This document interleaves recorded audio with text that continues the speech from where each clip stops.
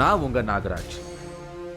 100 வருஷத்துக்கு முன்னாடி வாழ்ந்த ஒரு மகான குன்னூர் பகுதியில் வாழ்ற மக்கள் தங்களுடைய குலதெய்வமா நினைச்சு வழிபாடு செய்யறதாகவும், அந்த மகான் இன்னைக்கும் அவங்களோட எல்லா விதமான பிரச்சனைகளையும் தீர்த்து வைப்பதாகவும் கேள்விப்பட்டேன். அங்க நடக்கிற அதிசயங்களை நேர்ல பார்க்கத்தான் இப்ப நான் குன்னூர் போயிட்டு இருக்கேன்.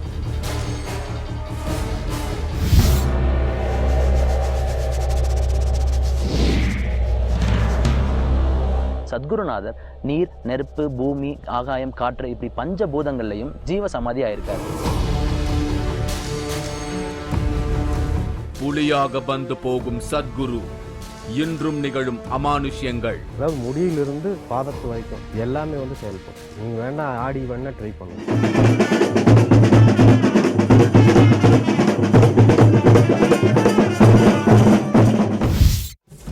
நான் இப்போ குன்னூர் மலைப்பகுதியில் டிராவல் பண்ணிட்டு இருக்கேன். சத்குருநாதர் அப்படிங்கிற மகான் இந்த குன்னூர் பகுதியில் 100 வருஷத்துக்கு முன்னாடி வாழ்ந்திருக்காரு. அவர் வாழ்ந்த நாட்கள்ல இங்க பல அதிசயங்களை நிகழ்த்தி இருக்காரு. சத்குருநாதர் ஜீவசமாதி அடைஞ்ச இடத்துக்கு இன்னைக்கும் புலி வடிவத்தில் வருவதாகவும், பிரச்சனைகளுக்கு தீர்வு சொல்றதாகவும் எனக்கு தகவல் சொல்லியிருந்தாங்க. அது மட்டும் இல்லாம இன்னைக்கு அந்த மகானுக்கு குரு பூஜை கொண்டாடப்படுது. அதையெல்லாம் நேர்ல பார்க்க தான் இப்ப நான் எதிர்பார்ப்போட போயிட்டு இருக்கேன். குன்னூர்ல இருந்து 8வது கிலோமீட்டர் எடப்பள்ளி. எடப்பள்ளின்ற ஊர்ல சத்குருநாதரோட கோயில் இருக்கு. அங்க 96வது குரு பூஜை நடைபெற போகுது. படுகாஸ் மக்கள் அந்த குரு பூஜையை ரொம்ப சிறப்பாக நடத்த போறாங்கன்னு நம்ம கேள்விப்பட்டோம். அது மட்டும் இல்லாமல் சத்குருநாதர் நீர், நெருப்பு, பூமி, ஆகாயம், காற்று இப்படி பஞ்சபூதங்கள்லையும் ஜீவ சமாதி ஆயிருக்காரு. இங்க எடப்பள்ளியில ஜலசமாதி ஆயிருக்கிறதா கேள்விப்பட்டோம். இதமான சூழல் மனசுக்கு ரொம்ப சந்தோஷமா இருந்தது. குன்னூர்ல இருந்து கிட்டத்தட்ட 8 கிலோமீட்டர்ல இருக்கு எடப்பள்ளி மலை கிராமம். பல அதிசயங்களை புலி மாதிரியான பல வடிவங்கள்ல வந்து இன்னைக்கும் நிகழ்த்துவதா சொல்லப்படுற மகான் சத்குருநாதர் இங்க தான் வாழ்ந்திருக்காரு. விசாரிச்சு அந்த கிராமத்துக்கு போனேன்.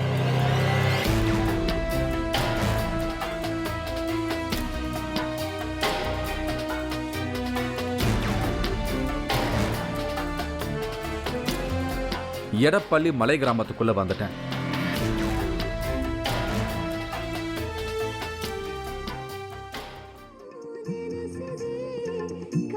ஊரே திருவிழா சந்தோஷத்துல இருந்தது. சத்குருநாதருக்கு இன்னைக்கு குரு பூஜை அப்படின்னு ஏற்கனவே சொல்லியிருந்தாங்க. அந்த திருவிழாவுக்கான அடையாளங்களை இங்க என்னால பார்க்க முடிஞ்சது. இங்க இருக்கிற எல்லார் முகத்திலையும் சந்தோஷத்தை பார்க்க முடிஞ்சது. எனக்குள்ள ஒரு புதுவிதமான சந்தோஷத்தை உணர முடிஞ்சது. குரு பூஜை நடக்கிற இடத்துக்கு வந்துட்டேன். சத்குருநாதரோட போட்டோவை வச்சு வழிபாடு செஞ்சுட்டு இருந்தாங்க. கால்களை மடக்கி யோக நிலையில இருந்திருக்காரு. உடம்புல ஒரு பிட்டு துணி கூட இல்ல. தன்னோட வாழ்க்கை முழுக்க இவர் இப்படிதான் இருந்திருக்காரு.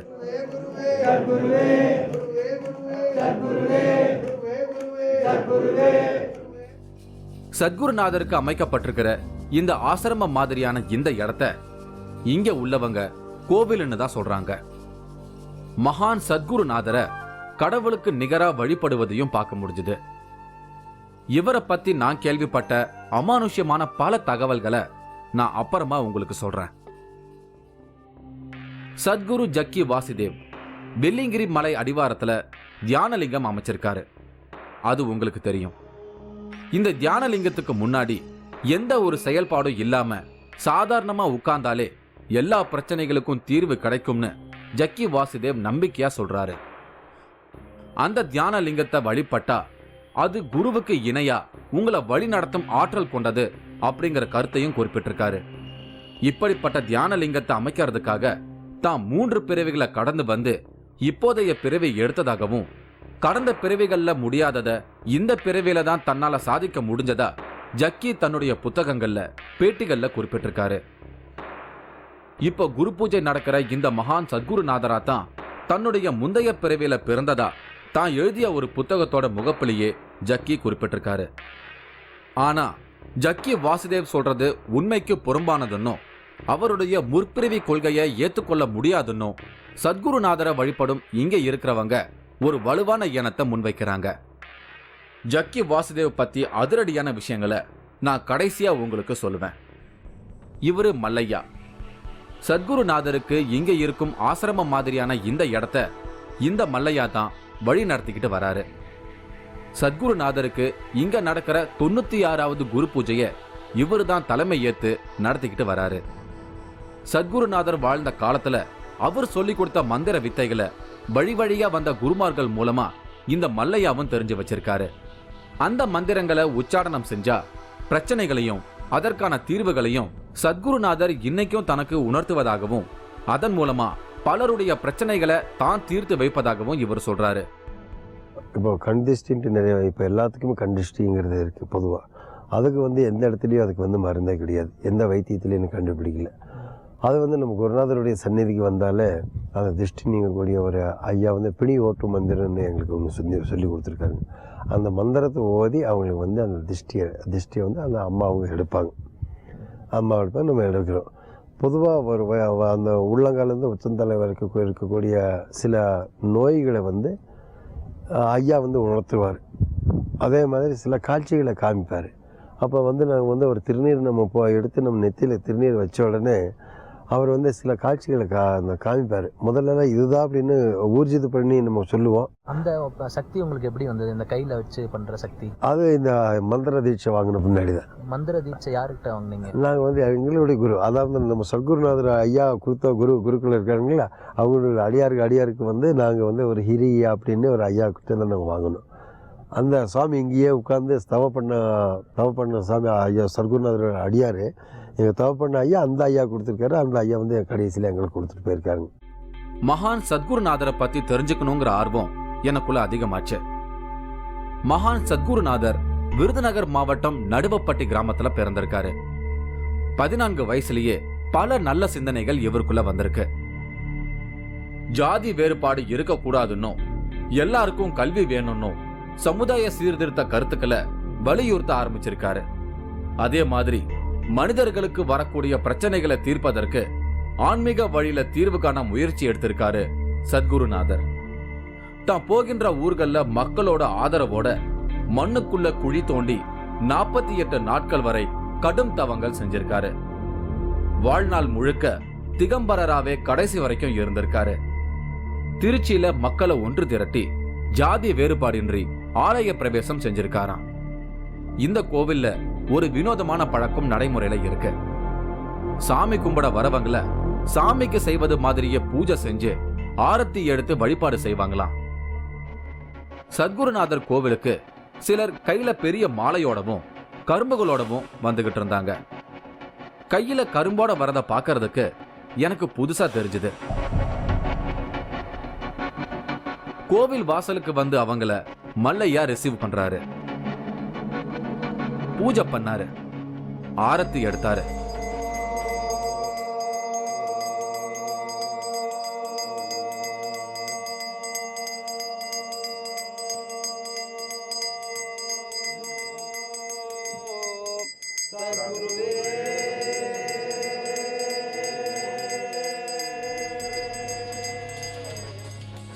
சாஷ்டாங்கமா பூமியில விழுந்து வணங்கினாரு.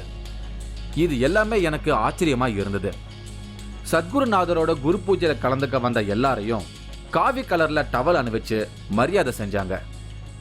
சாதாரண மக்களுக்கும் கடவுளுக்கு இணையா கொடுக்கப்படுற இந்த மரியாதை எனக்கு உண்மையிலேயே வியப்ப தந்தது. மல்லையா இது பத்தி எனக்கு சொன்னாரு. நீங்க வர்ற எல்லாருக்குமே இந்த சால்வை இது பண்ணி அதை பண்ணி வர்ற எல்லாருக்குமே ஆரத்தி காட்டுறீங்களே? அதாவது எங்களுடைய குருநாதர், எங்களுடைய சத்குருநாதர் எங்களுக்கு என்ன சொல்லியிருக்காருன்னா, நான் திரும்பி வருவேன் அப்படின்னு சொல்லியிருக்காங்க. அப்போ திரும்பி வருவேன் என்று சொல்லும்போது எங்களுக்கு யார் வந்தாலும் சரி, ஒரு சின்ன குழந்தை வந்தாலும், பெரிய முதியவர் வந்தாலும், பணக்காரர் வந்தாலும், ஏழைகள் வந்தாலும், மதம் மாறி வந்தாலும், மதத்திலேயே அந்த வேறுபட்ட மதத்தினர் வந்தாலும் எல்லாருமே சத்குருநாதராக தான் நாங்கள் பார்க்குறோம்.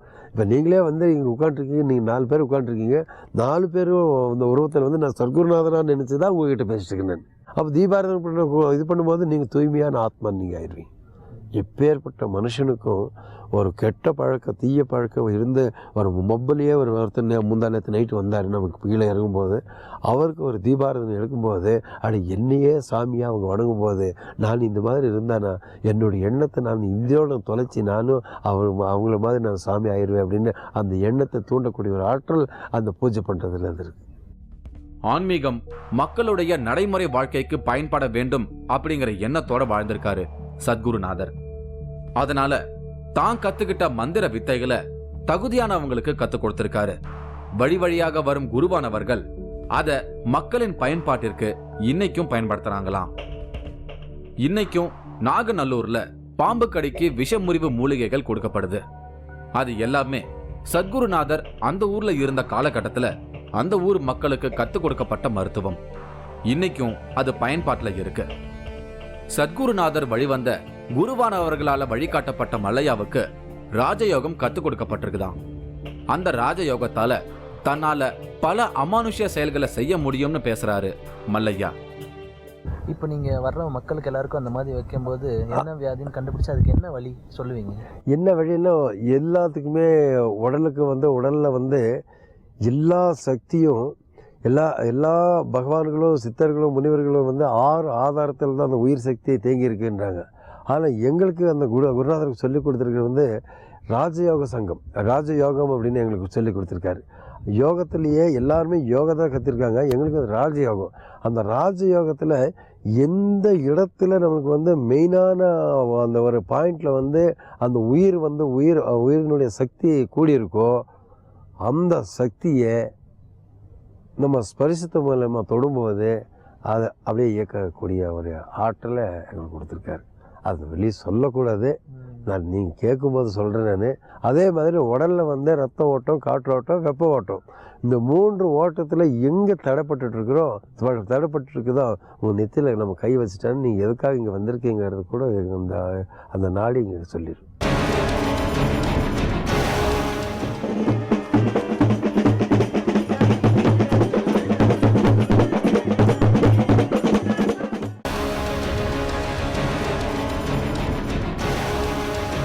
ஆச்சி மசாலா வழங்கும் 3வது கண் பவர்ட் பை உதயம் பருப்பு வகைகள். இடைவேளைக்கு பின் தொடரும்.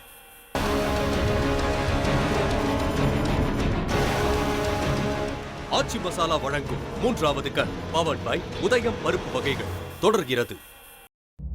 நான் இன்னைக்கு குன்னூர்ல இருக்கிற எடப்பள்ளி மலை கிராமத்துக்கு வந்திருக்கேன். இந்த மலை கிராமத்துல ஜீவசமாதி ஆகியிருக்கிற மகான் சத்குருவுக்கு குரு பூஜை நடக்கிறத கேள்விப்பட்டு அதை பார்க்க நான் இங்க வந்திருக்கேன். சத்குருநாதர் தன்னோட வாழ்நாள் முழுவதையும் மக்களின் உயர்வுக்காக பயன்படுத்தி இருக்காரு. அதனால தான் ஜீவசமாதியாகி சில தலைமுறைகள் ஆனாலும் இன்னைக்கும் அந்த நன்றி உணர்ச்சியோட மக்கள் இருப்பதை உணர முடியுது. சத்குருநாதரோட உருவப்படத்தை ஊர்வலமாய் எடுத்துட்டு போக தயாரானாங்க. வாத்தியங்கள் முழங்கப்பட்டன.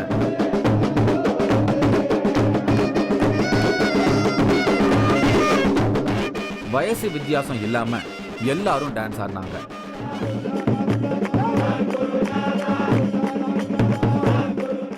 நானும் டான்ஸ் ஆடினேன்.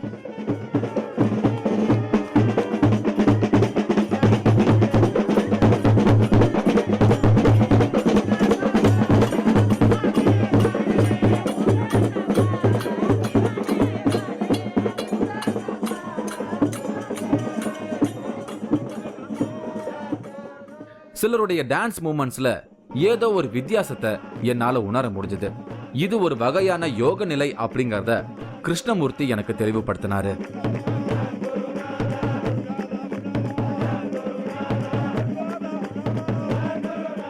வெளியூர்லேருந்து வந்தவங்கெல்லாம் நல்லா குத்தாட்டம் போடுவாங்க. ஆனால் உள்ளூர்காரங்க ஆடுறது கொஞ்சம் வித்தியாசமாக இருக்கும். அது என்னன்னாக்கா அவங்க ஆடுறப்போ அது அந்த யோக பயிற்சியில் அது ஒரு முறை. நம்ம ஆடும்போது கால் குதிகால் மேலே தூக்கிக்கும் சில நேரம். அதே மாதிரி மேல் கால் தூக்கி இப்படி ஆடுறதும் இருக்குது. அதாவது முடியிலிருந்து பாதத்து வரைக்கும் எல்லாமே செயல்படும். நீங்கள் வேணா ட்ரை பண்ணுங்க. மலை கிராமத்துல நடக்கிற ஒரு விழாவை பார்க்கத்தான் நான் வந்தேன். இந்த இடத்துல கிருஷ்ணமூர்த்தி சொல்ற இந்த டான்ஸ் விஷயம் என்னை ரொம்பவே பிரமிக்க வச்சுது. யோக நிலைக்கும் இந்த மாதிரியான நடனத்துக்கும் ஒரு நெருங்கிய தொடர்பு இருக்கிறதா சொல்லப்படுது. முறையான யோகத்தை சொல்லிக் கொடுத்த எல்லா குருமார்களும் தங்களுடைய பயிற்சியில இந்த மாதிரியான நடனத்துக்கு முக்கியத்துவம் கொடுத்திருக்காங்க. உலகளாவிய அளவில் அறிமுகப்படுகின்ற ஞானிகள ஒருத்தர் கர்ட்ஜியஃப். யோகத்தை அறியக்கூடிய தன்னுடைய பயிற்சிகள்ல யோகம் சார்ந்த நடனத்துக்கு முக்கியத்துவம் கொடுத்திருக்காரு. ஓஷோவும் கூட கர்ட்ஜியஃபோட யோக வழிமுறைகளை பார்த்து வியந்திருக்காரு. கர்ட்ஜியஃப் சொல்லி கொடுத்த நடனத்துல சில மாறுதல்களை செஞ்சு ஓஷோவும் தன்னோட யோக பயிற்சியில பயன்படுத்தி இருக்கிறதா அவரே குறிப்பிட்டிருக்காரு. மலை கிராமங்கள்ல வாழ்ற இந்த மக்கள் தங்களுடைய விழாக்கள்ல யோக கலை சார்ந்த இப்படி ஒரு நடனத்தை ஆடுவது எனக்கு வியப்பா தான் இருந்தது. நாம இப்ப வழிபாடு செய்யற சத்குருநாதரோட போட்டோ 1915 வருடம் ஆங்கிலேய ஆட்சியாளர்களால எடுக்கப்பட்டது. ஊருக்குள்ள இருக்கும் ஒரு கோவில சத்குருநாதருடைய படத்துடன் சுத்தி வந்தாங்க.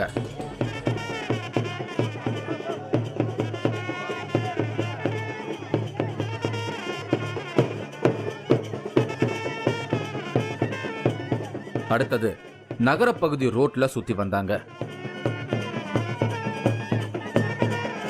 இந்த குரு பூஜை ஒரு நிறைவை கொடுத்தது அப்படின்னு எல்லாரும் பேசிக்கிட்டத என்னால கேட்க முடிஞ்சது. அடுத்து புலி ரூபத்துல சத்குரு வரதா நம்பப்படுற ஒரு இடத்துக்கு மல்லையா என்னை அழைச்சிட்டு போனாரு.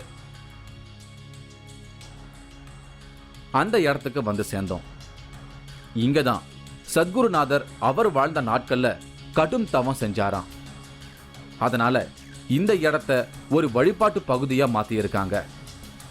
மல்லையா நேத்து இங்க வந்து வழிபாடு செஞ்சு சத்குருநாதருக்கு படையல் வச்சிருந்தாராம். இப்போ அதை செக் பண்ணி பார்த்தாரு. கொஞ்சம் உணவு மட்டும்தான் மீதி இருந்தது.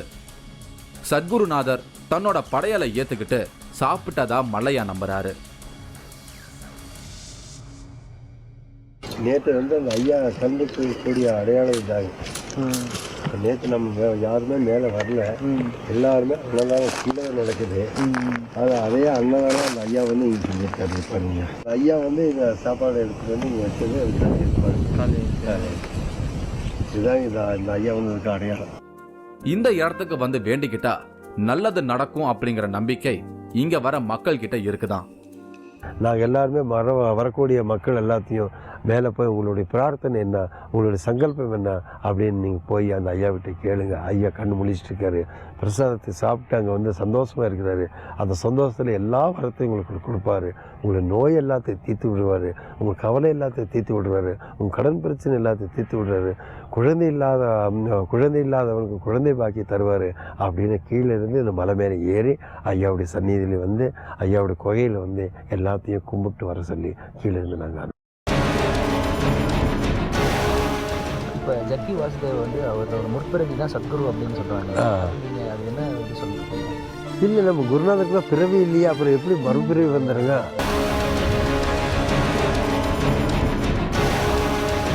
ஆச்சி மசாலா வழங்கும் 3வது கண் பவர்ட் பை உதயம் பருப்பு வகைகள். இடைவேளைக்கு பின் தொடரும்.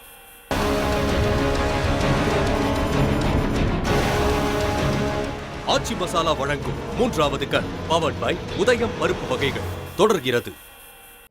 நான் இன்னைக்கு குன்னூர்ல இருக்கிற எடப்பள்ளி மலை கிராமத்துல மகான் சத்குருநாதரோட குரு பூஜையில கலந்துகிட்டு இருக்கேன். அதை பத்தி தான் இப்ப நாம பார்த்துக்கிட்டு இருக்கோம். சத்குரு தான் வாழ்ந்த நாட்கள்ல சில அதிசய தகவல்களை சொல்லியிருந்தாராம். தான் சமாதி நிலை ஆனாலும் வேறு வடிவங்கள்ல வந்து காட்சி தருவேன்னு சொல்லியிருந்தாராம். அதை ஊர்ஜிதப்படுத்துற மாதிரியான சம்பவங்கள் இப்ப நடக்கிறதா இங்க உள்ளவங்க நம்புறாங்க. ஐயா, நமது சத்குருநாதர் ஐயா இந்த தவம் பண்ண இந்த இடத்துல எப்பொழுதுமே பாம்புகள் இருக்கும், புலி இருக்கும், காட்டு விலங்குகளை வந்து கரடியை வந்து அடிக்கடி வந்து இங்கே உட்காந்து நம்ம அந்த காட்சியை எங்களுக்கு வந்து பல முறை நமக்கு காட்சி கொடுத்துருக்காரு. சில நாட்கள் வந்து நாங்கள் வந்து இந்த பிரசாதமாக இங்கே வைக்கிறது வந்து தேனும் பாலும் கலந்து இங்கே வைக்கிறோம். அதை வந்து கரடி ரூபத்தில் வந்து ஐயா வந்து சாப்பிட்டுட்டு அது கீழே இறங்கிட்டு வரும்போது நம்ம கோயில் வழியாக கீழே இறங்கிட்டு போயிடுவார். ஒரு அடையாளத்துக்கு ஏதோ ஒரு அடையாளம் செஞ்சுட்டு வந்து கதவை தட்டிட்டு போயிடுவார். உள்ளே நம்ம பூஜை பண்ணிட்டு இருக்கோம். அந்த அவிட்ட பூஜையில் வந்து நைட் 12 மணிக்கு கதவை தட்டிட்டு போயிடுவாங்க. அதே மாதிரி 2 புலிங்க வந்து எப்போதுமே இங்கே இருந்துகிட்ருக்கும். ஒரு தனியான ஒரு புலி எப்போதுமே அது வந்து புலி கூட்டத்தோடு இருக்கும். இங்கே மாத்திரம் தனிமையான ஒரு இதில் வந்து புலி வந்து இங்கே உட்காந்துருக்கும். இங்கேருந்து அதுக்கு தேவையாகும் போது அந்த குருநாதர் புலி ரூபத்தில் இங்கேருந்து நம்ம கீழே நம்ம சர்க்குருநாதர் ஐயா கோயில் வழியாக கீழே இறங்கி ஐயா எந்த இடத்துல சமாதி ஆகிருக்காரோ ஜலசமாதி ஆகிருக்காரோ அந்த இடத்துல வந்து தண்ணி குடிச்சிட்டு அதுக்கு பின்னாடி மறுபடியும் கீழ் வழியாகவே கொஞ்சம் நேரம் அந்த புல்தரையில் படுத்து உறங்கிக்கிட்டு அதுக்கு பின்னாடி மேலே போயிடுவாருங்க. நீங்கள் பார்த்துருக்கீங்களா? நான் பார்த்துருக்கேன். சத்குருநாதர் வாழ்ந்த நாட்கள்ல அவரை அழிக்கிறதுக்காக புலி மாதிரியான துஷ்ட மிருகங்களை மந்திர சக்திகள் மூலமா அனுப்பி வச்சிடுவாங்களாம். அந்த மாதிரியான அசாதாரணமான சூழ்நிலைகளை சத்குருநாதர் எப்படி எதிர்கொள்வாரு அப்படிங்கிற கேள்வி எனக்குள்ள வந்தது. புலி கூடவே படுத்துட்டு இருப்பாருங்க, நாகப்பாம்பு கூடவே படுத்துட்டு இருப்பாருங்க. எத்தனையோ பேர் வந்து இங்கே வந்து இந்த நீலகிரி அந்த மலையில் வந்து எத்தனையோ காட்டுவாசிகள் எல்லாம் இருக்காங்க. அவங்க வந்து சில இடத்துல வந்து ஐயா தவம் உட்காரும்போது அவங்களுடைய மந்திர சக்தியினால அந்த இடத்துல வந்து அந்த ஐயாவை விரட்டி அழிக்கிறதுக்காக சில பாம்பு ரூபத்திலையும் புலி ரூபத்திலையும் அவங்களே அந்த மந்திர சக்தியினாலே அவர் உருவாக்கி அங்கே வந்து இது பண்ணுவாருங்க. அந்த குகைக்குள்ளார அனுப்புவாங்க. அந்த குகைக்குள்ள அந்த மந்திர சக்தியை அவருடைய கையில் வந்து அதை அடக்கி அதுக்கு மேலேயே படுத்துட்டு இருப்பாருங்க. அதே மாதிரி அவங்க வரும்போது ஜோகி நீ வா, கண்ணாய் நீங்கள் வா அப்படிங்கிறப்போ அவங்களே கை கால் நடுங்கி ஒரு பெரிய மாமுனிவர் வந்திருக்காரு அப்படின்னு அவங்களே ஐயாவை கையெடுத்து கும்பிட்டுருக்காங்க. அடுத்து சத்குரு ஜக்கி வாசுதேவ் பத்தி பேச ஆரம்பிச்சாரு. தன்னுடைய முற்பிறவியில சத்குருநாதரா தான் பிறந்ததாக ஜக்கி வாசுதேவ் தன்னுடைய புத்தகங்கள்ல குறிப்பிட்டிருக்காரு. அந்த கருத்தை பத்தி அதிரடியான ஒரு எதிர்கருத்தை முன்வச்சாரு மல்லையா. இப்போ ஜக்கி வாசுதேவ் வந்து அவரோட முற்பிறவி தான் சத்குரு அப்படின்னு சொல்றாங்களா? நீங்கள் அது என்ன இது சொல்றீங்க? இல்லை, நம்ம குருநாதருக்கு தான் பிறவி இல்லையா, அப்புறம் எப்படி மறுபிறவி வந்துடுங்க? நான் சொல்கிறது குருநாதருக்கே பிறவி இல்லை. ஏன்னா 100 வருஷத்துக்கு முன்னாடி வந்து ஐயா வந்து ஜீவசமாதி ஆகிருக்காரு. 30 வருஷத்துக்கு முன்னாடி வெள்ளிங்கிரி மலையில் ஒளி வடிவத்தில் அந்த ஐயாவுக்கு தீட்சை கொடுத்துருக்குறாரு. அது வந்து தியான லிங்கத்திலேயே சதாசிவ பரபிரமம் அப்படின்னு அங்கே வந்து ஒரு குச்சி மூலியமாக அவருக்கு வந்து தீட்சை கொடுத்துருக்காரு. நம்ம எல்லாருமே அதை வந்து கண்ணில் பார்க்கலாம். அப்போ கண்ணில் பார்க்குற அந்த தீட்சை கொடுத்தவர் எப்படி அவர் வந்து முற்பிறவியில் இந்த பிறவின்னு சொல்ல முடியும்? அப்போ அவருக்கு நிறைய வித்தியாசம் இருக்குது. நிறைய வித்தியாசங்க. ஏன்னா ஐயா நான் தான் சொன்னீங்களே, ஜெகத்குருவென்று ஜெகத்தாரிடம் பணம் பெற்று உபதேசம் செய்யும் குருமார்கள் பொய் குருமார்களே அப்படின்னு நம்ம சர்க்குருநாதர் ஐயா சொல்லியிருக்காருங்க. அப்போ இன்றைக்கி ஒரு தீட்சை கொடுக்கறது, அது காற்றின் மூலியமாக தீட்சை கொடுக்கலாம், கண்ணன் மூலியமாக தீட்சை கொடுக்கலாம், தொடர்றது மூலியமாக தீட்சை கொடுக்கலாம், ஓதுறது மூலியமாக தீட்சை கொடுக்கலாம். இது டிவி ஸ்க்ரீனில் தீட்சை கொடுக்கறது வந்து எங்கள் குரு அந்த மாதிரி கொடுக்கல. எங்கள் குரு எப்படி எந்த தீட்சை கொடுத்துருக்காரு? நீ ஸ்ட்ரெயிட்டாக இன்றைக்கி புத்த மதத்தில் எடுத்துக்கிட்டாலும் சரி, நேபாளத்தில் இருக்கிற மக்கள் எடுத்துக்கிட்டாலும் சரி, அவங்களுக்கு வந்து டைரெக்டாக எந்த இடத்துல தொடணுமோ அந்த இடத்துல தொட்டு தான் அவங்களுக்கு தீட்சை கொடுக்குறாங்க. அந்த தீட்சையை வந்து ஐயா இன்றைக்கு வரைக்கும் யாருக்காவது கொடுத்துருக்காரா அப்படின்னு நீங்கள் கேளுங்க. அப்போ வந்து நாங்கள் வந்து அந்த ஐயா வந்து குருவாக ஏற்றுக்கிறோம், சர்க்குருவாக ஏற்றுக்கிறது. நான் இந்த எடப்பள்ளியை விட்டு புறப்பட வேண்டிய நேரம் வந்துடுச்சு. மக்களோட வாழ்க்கையில உண்மையான அக்கறையை எடுத்துக்கிட்டதால 100 ஆண்டு கடந்தும் சத்குருநாதரோட குரு பூஜை இன்னைக்கு கொண்டாடப்படுது. அடுத்து ஒரு அமானுஷ்யமான நிகழ்வோட நான் உங்களை வந்து சந்திக்கிறேன். அதுவரை உங்களிடமிருந்து விடைபெறுகிறேன்.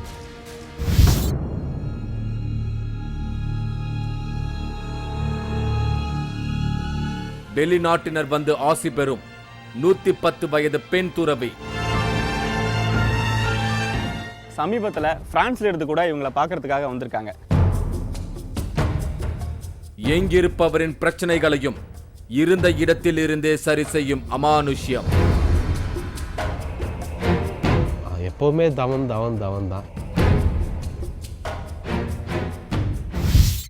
நீங்களும் இந்த திகில் பயணத்தில் கலந்து கொள்ள ஒரு வாய்ப்பு. 3வது கண் டிவி ஷோ என்ற Facebook பக்கத்தில் எங்களோடு இணைந்திடுங்கள்.